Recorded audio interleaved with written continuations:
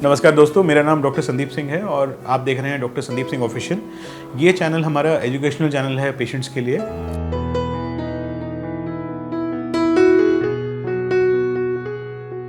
दोस्तों, आज हम डिस्कस करेंगे रोबोटिक नी रिप्लेसमेंट्स की पावर के बारे में कि रोबोटिक नी रिप्लेसमेंट कैसे एक इंसान की ज़िंदगी बदल सकती है। इस वीडियो के एंड में हम आपको 2 पेशेंट्स की भी वीडियोस दिखाएंगे जिनका हमने नी रिप्लेसमेंट किया और कैसे आप खुद देख पाएंगे उनकी लाइफ बदल गई।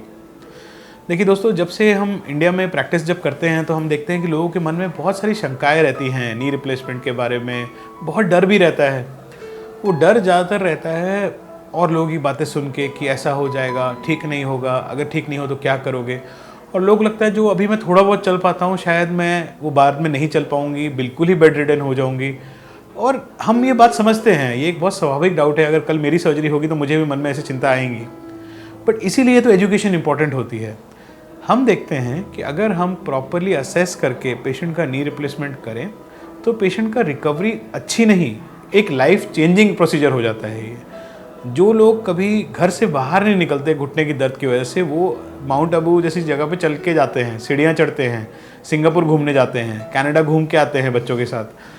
तो आपको ये बात समझनी है कि रोबोटिक नी रिप्लेसमेंट एक ऐसा एडवांसमेंट है जो कि एक हमारे लिए एक बून हो गया है डॉक्टर्स के लिए, क्योंकि उसने हमारी जो नी रिप्लेसमेंट सर्जरी है उसको बहुत आसान बना दिया है। देखिए, आज से 10 साल पहले हमारे हाथों में मोबाइल फ़ोन नहीं होते थे और हमारे पास तब यूपीआई ऐप्स और ये सब नहीं होता था। पर जैसे ही ये व्हाट्सएप, यूपीआई ये आया, इसने अपनी हमारी ज़िंदगी बदल दी। अब ये हमारी ज़िंदगी का एक पार्ट है, हम इसके बिना रह ही नहीं सकते। वैसे ही रोबोटिक नी रिप्लेसमेंट की साइंस के अंदर एक लेटेस्ट टेक्नोलॉजी है और मुझे पूरी भरोसा है कि आज से 10 साल के बाद हर घुटना जो इंडिया में चेंज किया जाएगा वो रोबोट के माध्यम से ही किया जाएगा। पहले हम समझते हैं कि नी रिप्लेसमेंट का मतलब क्या होता है। देखिए, नी रिप्लेसमेंट वर्ड जो होता है उससे इंसान के मन में ये आता है कि मेरा घुटना चेंज हो जाएगा। असल में चेंज कुछ नहीं होता, घुटना आप ही का रहता है।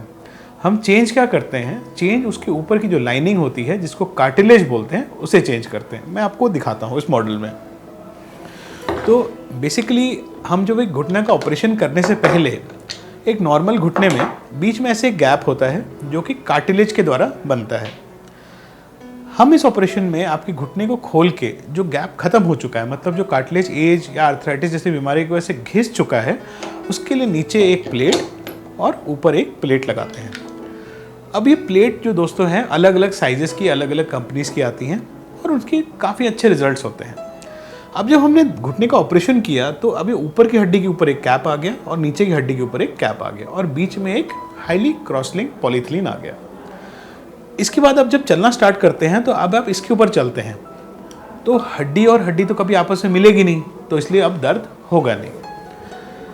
अब हम देखते थे पहले के ज़माने में कि नी रिप्लेसमेंट की जो सक्सेस रेट थी वो अराउंड 80-90% के आसपास होती थी। जब स्टडी की गई तो उसमें पता चला कि जो 10% जो खुश नहीं अपनी सर्जरी से, वो इसलिए खुश नहीं होते क्योंकि जो ये प्लेट लगाई है हमने उसका या तो ओवर साइजिंग हो गया है कि प्लेट बड़ी लग गई है, या अंडर साइजिंग हो गया या कि प्लेट छोटी लग गई है। इस गलती को ठीक करने के लिए रोबोटिक टेक्नोलॉजी का आविष्कार हुआ। रोबोटिक टेक्नोलॉजी में हम आँखों से नहीं देखते साइज, ये हम एक सेंसर लेते हैं। हम क्या करते हैं, घुटने को खोलते हैं, खोल के एक सेंसर लेके घुटने के ऊपर चलाते हैं और उससे हमें घुटने का एग्जैक्ट साइज पता चल जाता है कि आपके स्पेसिफिकली कौन सी प्लेट लगेगी। दूसरे नंबर पे रोबोट हमें बताता है कि जो अब ये मैं प्लेट फिट कर रहा हूँ ये मैं ठीक से लगा रहा हूँ कि नहीं, और उसके साथ में हम उसको जिस जगह में उसे बैठा होना चाहिए उस जगह बैठ पा रही है कि नहीं। अगर ठीक से नहीं बैठ पा रही तो कौन सी प्लेट लगाने से वो ठीक से बैठेगी। लास्टली, जब नी को हम रोबोट के बाद प्लेट लगा देते हैं उसके बाद में हम एक बार नी को चला के देखते हैं। आपके जख्म को बंद करने से पहले हम चला के देखते हैं कि वो जो नी के ऊपर जो प्रेशर पड़ रहा है वो चारों तरफ सेम पड़ रहा है कि कोई जगह ज़्यादा है कोई जगह कम है। क्योंकि अगर कोई जगह ज़्यादा या कम प्रेशर पड़ रहा हो तो फिर घुटना घिसने का, जो आपका आर्टिफिशियल घुटना उसका घिसने का भी रेट बढ़ जाता है। तो एक बार हमने जब पक्का कर लिया कि हर जगह ठीक प्रेशर पड़ रहा है तो हमने उससे क्या देख लिया, एक तो हमारा इम्प्लांट यानी जो कैप है वो बढ़िया जगह लग गई और दूसरी जगह ठीक डायरेक्शन में लग गई। तो उससे क्या होता है, घुटने की लॉन्गिविटी बढ़ गई, मतलब हमारी जो जितना वो चलेगा उसकी एज बढ़ गई। ज़्यादातर हम जो घुटने लगाते हैं वो FDA अप्रूव्ड होते हैं। उसका मतलब ये होता है कि ये घुटने बाहर की कंपनियों से हज़ारों मिलियन डॉलर्स रिसर्च करके बनाए के बाद भी उसे एक FDA ने कर दिया ठीक कि नहीं ये अच्छे हैं इंसान के यूज़ के लिए। हमारे पास अभी भी रिसर्च है जो बताती है कि एक अच्छा नी रिप्लेसमेंट 23 से 24 साल आराम से चल जाता है। देखने की बात यह है कि ये जो रिसर्च है मोस्टली वेस्टर्न कंट्रीज़ में है, क्योंकि वहाँ पे नी रिप्लेसमेंट की रेट्स अभी इंडिया से बहुत ज़्यादा है। क्यों ज़्यादा है? क्योंकि वहाँ पे लोगों की लाइफ लंबी होती है। तो वहाँ पे जब ये 23-24 साल चल सकते हैं तो हमारी जो इंडियन एवरेज जो हमारी पॉपुलेशन है और जो हमारी इंडियन एक्टिविटी लेवल है वो उनसे कम होता है, क्योंकि वहाँ उनके पास किसी प्रकार का कोई हेल्प नहीं होता। और दूसरी बात है उनकी हाइट वेट भी हमसे ज़्यादा होती है। तो हम ये अनुमान करते हैं कि हमारे जो घुटने हैं 25-30 साल आराम से चल जाएंगे। बट उसके अंदर हमारा जो सर्जन है वो बहुत इंपॉर्टेंट है कि किस टेक्निक को यूज़ करके उन्होंने घुटना लगाया, दूसरा कि कौन सा घुटना लगाया, और तीसरा कि रोबोट यूज़ हुआ था कि नहीं। रोबोटिक सर्जरी लॉन्गेविटी तो बढ़ाती है, बट उसके साथ में आपका जो अर्ली पीरियड है, जो ऑपरेशन के पहले 1 महीना जो कि काफ़ी कष्टदायक होता है नॉर्मल नी रिप्लेसमेंट के अंदर, रोबोटिक के अंदर हमें इसकी आपकी जो हड्डी है उसके अंदर कोई होल वगैरह नहीं करना पड़ता, तो दर्द कम होता है, लोगों का रिकवरी बहुत जल्दी होती है। हमें कभी कोई भरोसा नहीं होता कि इंसान 1 हफ्ते बाद इतना अच्छा चलते हैं। हम देखते हैं कि नॉर्मली जो एक नी रिप्लेसमेंट का पेशेंट है जो हम रोज़ करते हैं तो हम उन्हें 1 दिन पहले एडमिट कर लेते हैं। कभी भी हड़बड़ी में एडमिट नहीं करते, पहले उनके सारे टेस्ट प्रॉपरली कराते हैं। अगर डायबिटीज़, बीपी, शुगर सब ठीक है उसके बाद ही एडमिट होना है, नहीं तो नहीं होना है। अगर किसी टेस्ट में कोई दिक्कत है तो पहले उसे ठीक किया जाता है, क्योंकि नी रिप्लेसमेंट कभी भी इमरजेंसी नहीं है। ऐसा नहीं कि आज नहीं किया 15 दिन बाद किया तो कुछ हो जाएगा। तो कभी भी हड़बड़ी मत करिए, अपने डॉक्टर से सब कुछ समझिए, जब आपका पीस ऑफ माइंड है तब कराइए। बहुत सारे हमारे पेशेंट्स ऐसे होते हैं कि बच्चे बाहर रहते हैं, कोई सिंगापुर रहता है, कोई न्यूयॉर्क रहता है, कोई लंदन रहता है, तो वो तो 6-6 महीने से प्लान करके रखते हैं। तो मैं उनको ऐसे बोलता हूँ कि आप एक बार आके हमारे पास टेस्ट करवा लीजिए, एक बार चेक कर लीजिए कि आपका लिवर, हार्ट, किडनी सब बढ़िया चल रहा है कि नहीं। अगर सब बढ़िया चल रहा है तो उसके बाद आपको जब मन है तब करवा लीजिए। नॉर्मली हम पहले से कई दिन पहले से टेस्ट करा के रखते हैं, 1 दिन पहले हम पेशेंट को एडमिट कर लेते हैं। एडमिट करके हम पेशेंट को अकस्टम करा देते हैं कि ये आपकी नर्स होगी, ये आपका बाथरूम यहाँ पे है, ये आपका रूम यहाँ पे है, आपको, ताकि वो अकस्टम्ड हो जाए और रिलैक्स होकर सो पाए। अगले दिन मॉर्निंग हम उनका ऑपरेशन करते हैं। एक घुटने का ऑपरेशन में रोबोटिक सर्जरी के साथ भी हमें लेस देन 1 आवर लगता है एक घुटने का। 2 घुटने का करीबन 2 घंटे के अंदर ऑपरेशन खत्म हो जाता है।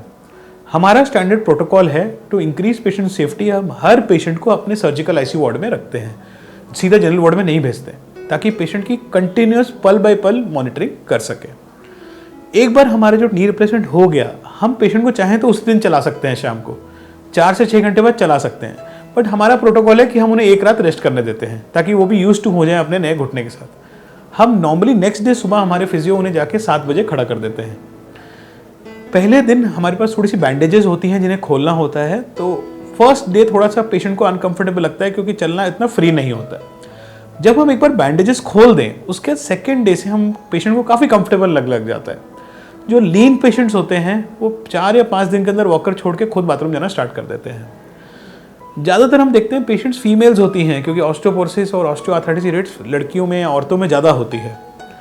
तो उनके मन में ना 2-3 सवाल बड़े रहते हैं कि मैं कितने दिन हॉस्पिटल में रहूँगी, बेड रेस्ट तो होगा नहीं, मुझे कभी चलने में दिक्कत तो होगी नहीं, मैं बाथरूम खुद से जा पाऊंगी। एम्बैरेसिंग लगता है उन्हें कि मैं खुद से बाथरूम कैसे ना जा पाऊँ।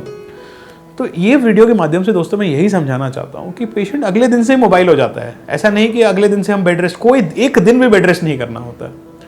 2 से 3 दिन के अंदर पेशेंट खुद चल के बाथरूम चला जाता है। 5 दिन के अंदर हम कोशिश करते हैं मैक्सिमम पेशेंट को सीढ़ी चढ़ाने का। तो पेशेंट जब घर जाना होता है, नॉर्मली कभी एम्बुलेंस में नहीं जाते, गाड़ी में बैठ के जाते हैं, क्योंकि वो 4-5 डेज में इतने लायक हो जाते हैं कि वो गाड़ी में बैठ सकें, गाड़ी के अंदर चल सकें, बाहर निकल सके, सीढ़ी चढ़ सके। ऑपरेशन के बाद इंपॉर्टेंट होता है फिजियोथेरेपी करना। क्यों? क्योंकि जो मसल हमने खोल के आपका घुटना खोला था उसको फिर से हमें पुराने जैसे स्ट्रेंथन करना है। तो उसे स्ट्रेंथन होने में 1 से 2 महीने लगते हैं फिजियोथेरेपी करके। हम देखते हैं कि तकरीबन 5 से 6 महीने बाद हमारे मैक्सिमम पेशेंट्स को फॉरगॉटन जॉइंट हो जाता है। फॉरगॉटन जॉइंट का मतलब क्या होता है? फॉरगॉटन जॉइंट का मतलब ये होता है कि जो पेशेंट का दिमाग अवेयर ही नहीं होता है कि हमारा नी रिप्लेसमेंट हुआ है। 6 महीने के बाद जब पेशेंट सुबह उठ के बाथरूम जाता है या ब्रश करने जाता है, उसे याद नहीं रहता कि उसका घुटना चेंज हुआ है, क्योंकि वो नॉर्मल घुटने जैसे फील होता है। ये हो पाता है क्योंकि हम बहुत प्रिसीजन से रोबोटिक सर्जरी कर पाते हैं। अभी वीडियो के एंड में हम आपको अभी दो आंटीज़ की वीडियो दिखाएंगे जिनकी एज 60-65 के आसपास है, जो कि बिल्कुल क्रिपलिंग आर्थराइटिस से डर की वजह से घर के अंदर बैठी हुई थी। उनके कुछ रिलेटिव्स का हमने ऑपरेशन किया तो वो हमारे पास बहुत विश्वास और बहुत कॉन्फिडेंस लेके आई कि नहीं बेटा मुझे भी ठीक करो।